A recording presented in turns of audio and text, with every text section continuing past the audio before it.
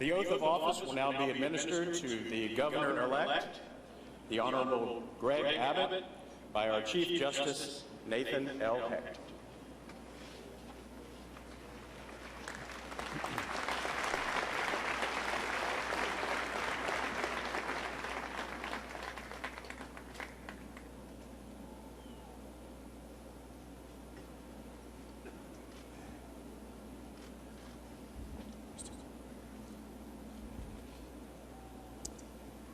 General Abbott, are you prepared to take the constitutional oath of office? Yes, I am.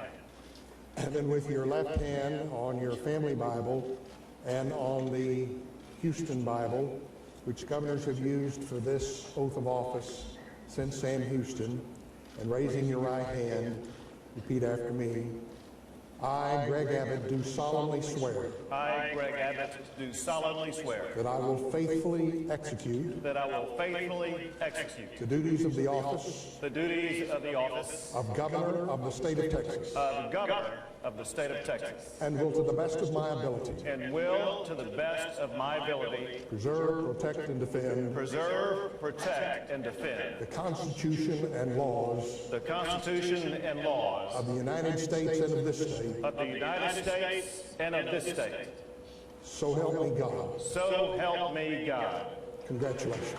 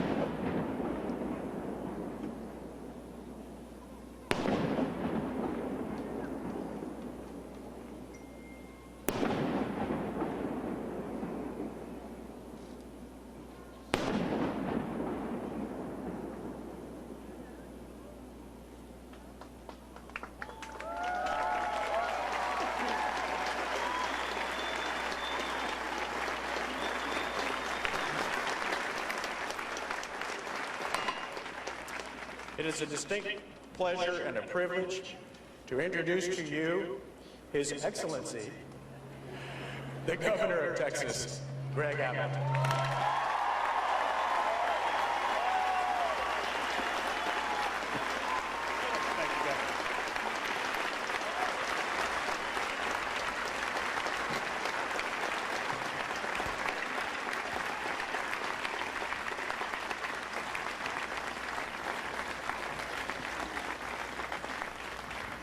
Thank you all so very much. And let me welcome everyone here to your capital, the people's capital of the great state of Texas.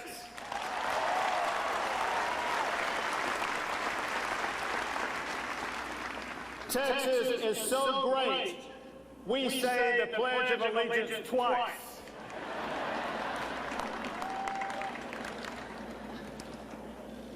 Lieutenant Governor Dan Patrick and your lovely wife Jan, to Speaker Strauss and your lovely wife Julie. I look forward to working with both of you as we continue to elevate Texas higher than it's ever been before.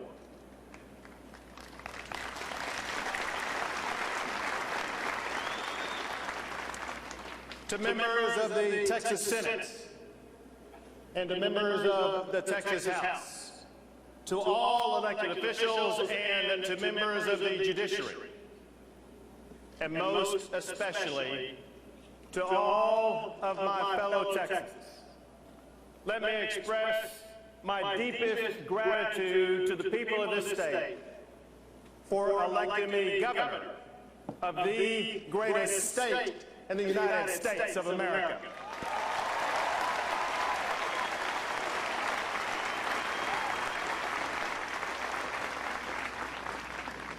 For 14 years, we the people placed our trust in a man I am humbled to succeed.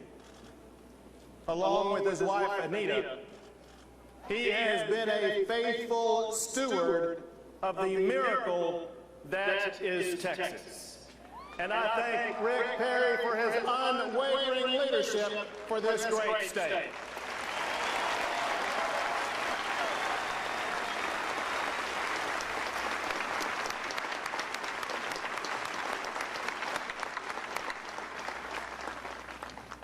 Now, the path that brought me to this point today, I could not have traveled alone. I share today with so many people, starting with a woman of genuine warmth and character, my beautiful wife, Cecilia.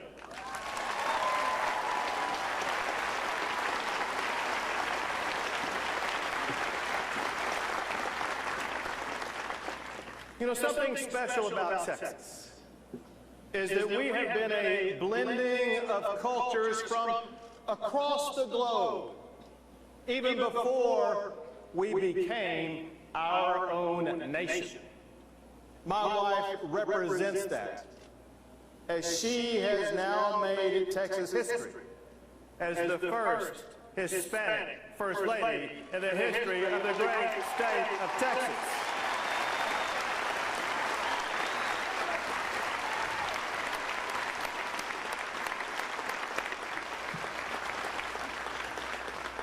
And Cecilia and I share this very special day with our precious daughter, Audrey.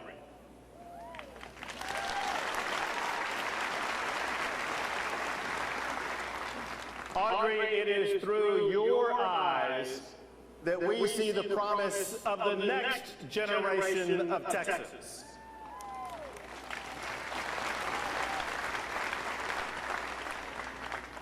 You know, I am honored to be the Texas governor. But the title that matters most to me is that of Dad. I am proud to be your dad, Greg Abbott.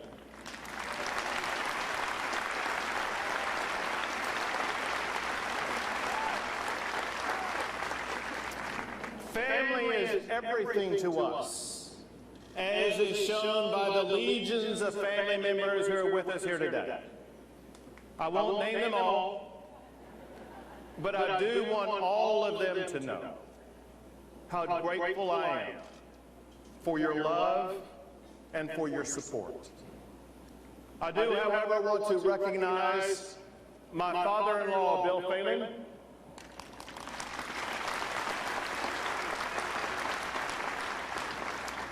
and perhaps the most famous mother-in-law in Texas, mi madrina, Maria de la Luz Segura Phelan.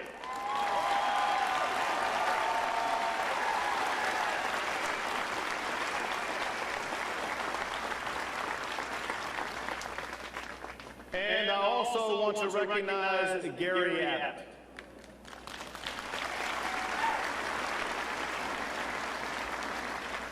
Gary is my big brother, but he is also a retired commander in the United States Navy, where he served for 20 years in the most powerful military in the history of the world.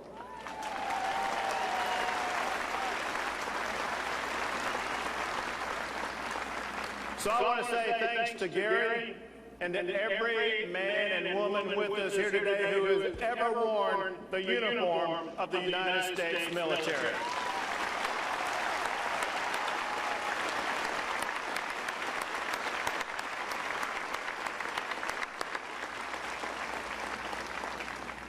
There extraordinary service has secured our freedom to celebrate events of democracy like what we are celebrating today.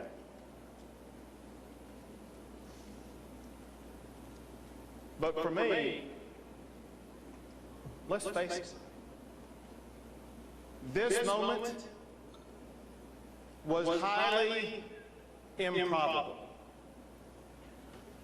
During this month, 30 years ago, I laid in a hospital bed, recovering from injuries that broke my back and left me forever unable to walk.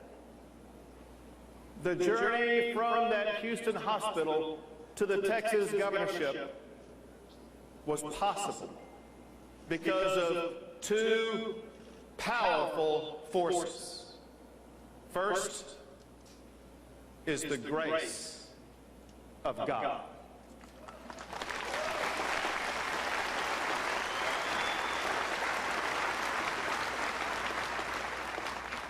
The book of Matthew reminds us that with God, all things are possible. I'm reminded of this when I hear a song that I often hear in churches across the state of Texas. It's titled, "You Raise Me Up." You raise me up so I can stand on mountains. You raise me up to walk on stormy seas. I am strong when I am on your shoulders. You raise me up to more than I can be. As I begin my governorship, I humbly ask God for His continued grace and guidance. And I assure you, we will never forget that we are one nation under God.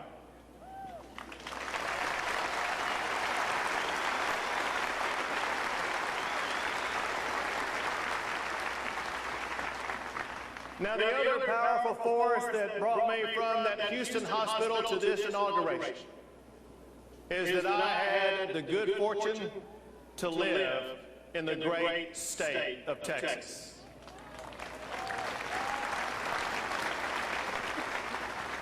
Texas is the place where the improbable becomes the possible.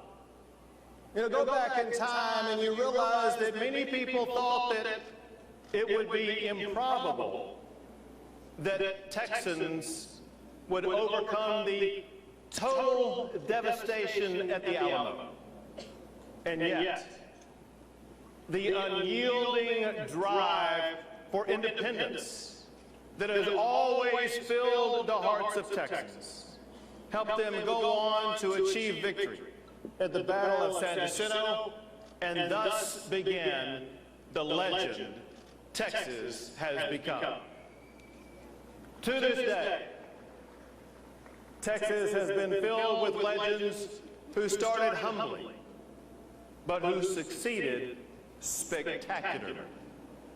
Where a boy like Dan Duncan, who grew up dirt poor in deep East Texas, started a business with just 2 trucks and $10,000.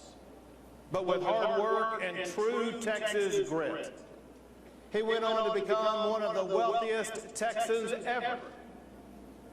Where people like Colleen Barrett can climb the ladder from being an executive assistant to becoming one of the most powerful women in America as president of Southwest Airlines. And where a 13-year-old daughter of immigrants from Mexico worked nights in a drapery factory, but never gave up on her dreams. And now, Eva Guzman is the first Latina justice on the Supreme Court of Texas.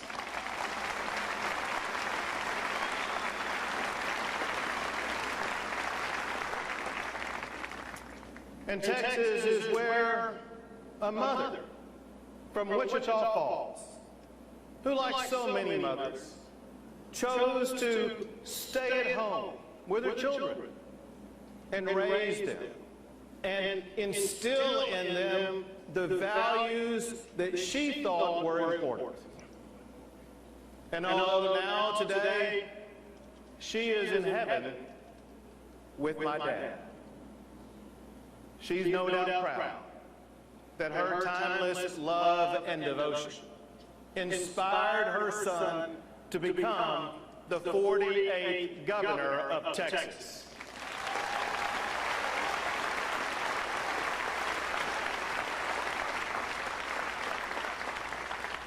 These stories are the promise of Texas. These stories are not the exception, because our state truly is exceptional. I am living proof that we live in a state where a young man's life can literally be broken in half, and yet he can still rise up to be governor of this great state.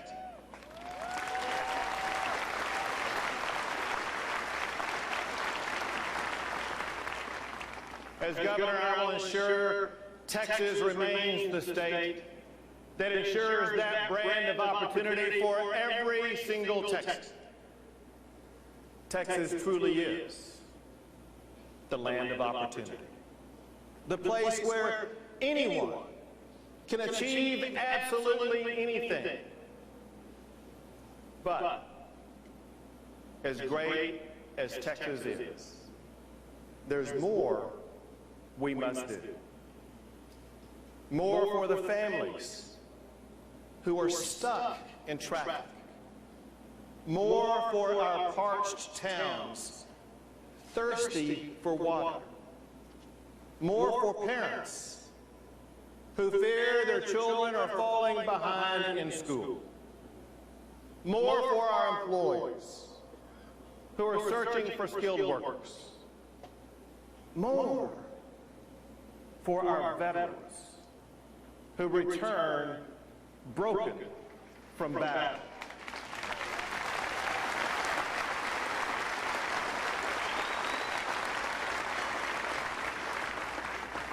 And we must do more for the millions of Texans who are tired of seeing our state sovereignty and the rule of law ignored by a federal government that refuses to secure our border.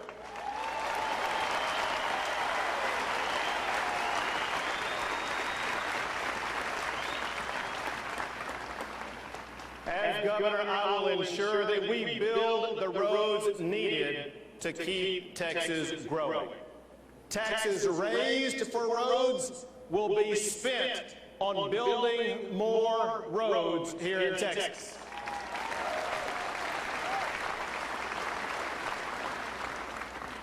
I will speed up our needed water projects, and I will ensure that we secure our border.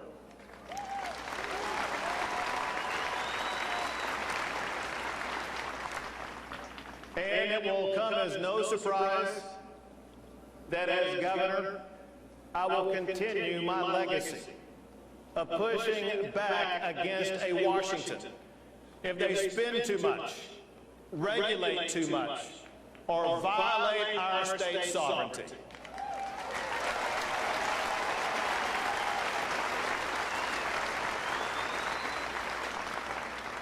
Any government that uses the guise of fairness to rob us of our freedom will get a uniquely Texan response.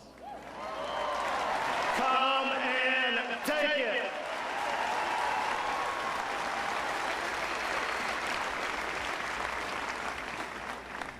Now, don't get me wrong, we Texans aren't spoiling for a fight.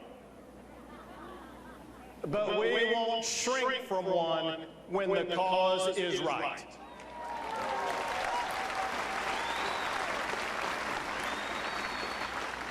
For far too long, Washington has tried to remake America in its image. In Texas, we offer a different approach. We don't put our trust in government, we put our trust in the people.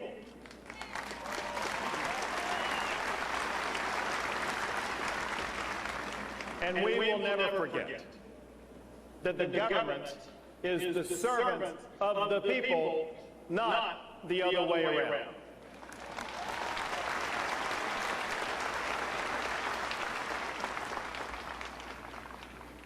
As governor, I will also ensure that we keep Texas #1 in the nation for job creation.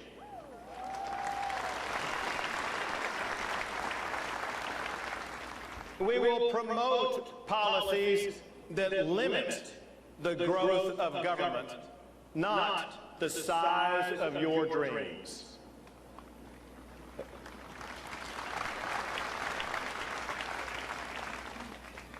Yet, we all know there are too many who live on the fringe of opportunity. For them, there is no solace in #1 rankings that don't touch their lives. And I'm talking about our children who live in broken homes and children who are stuck in broken schools. On this point, we cannot be captive to partisan arguments because our children transcend politics in this state.